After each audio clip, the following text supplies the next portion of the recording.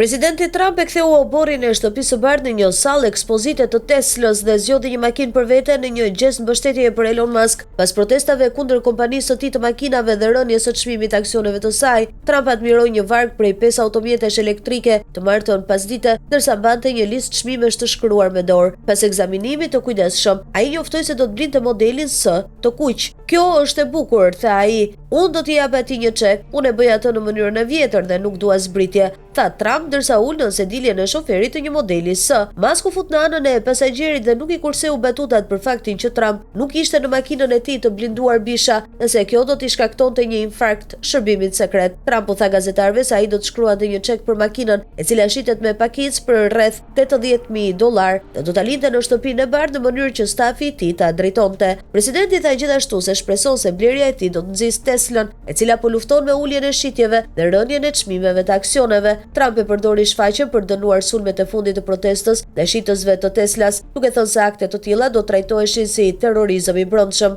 "Ju ja bëni Teslës dhe ja bëni çdo kompanie. Ne do t'ju kapim dhe ju do të kaloni në përferr", tha ai. Miratimi i Trump pasoi disa ditë trazirash të tregjet globale mes frikës së një lufte tregtare me fqinjët e Amerikës. Çmimi i aksioneve të Teslas është përgjysmuar që nga kulmi i tij në mes të dhjetorit, duke ulur me 15%. U vetëm të hënën në më shumë se $800 miliardë nga vlera e saj në bursë. Shitjet e makinave të saj kanë rënë në Europë, ku Musk ka mbështetur disa parti politike të krahut të djathtë në javët e fundit. Në SBA, ku miliarderi i teknologjisë është ngarkuar nga Trump për të çmontuar burokracinë federale dhe për të shkarkuar mira në punës civil, ekspozitat e Tesla janë vënë në shënjestër të aktivistëve që kur Musk ju bashkua administratës Trump si kreu i departamentit të efikasitetit të qeverisë, ka patur disa raporte për shkatrimin e Teslas. Disa pronar kanë vendosur ngjitse parakolpësh në makinat e tyre, duke pretenduar se i kishin bler ato para se Elon të çmendej. Përpara se Musk të ndërhynte për të financuar fushatën e tij vitin e kaluar, Trump ishte një kritik i gjatë i makinave elektrike. Në një urim për Krishtlindje në media sociale në vitin 2023,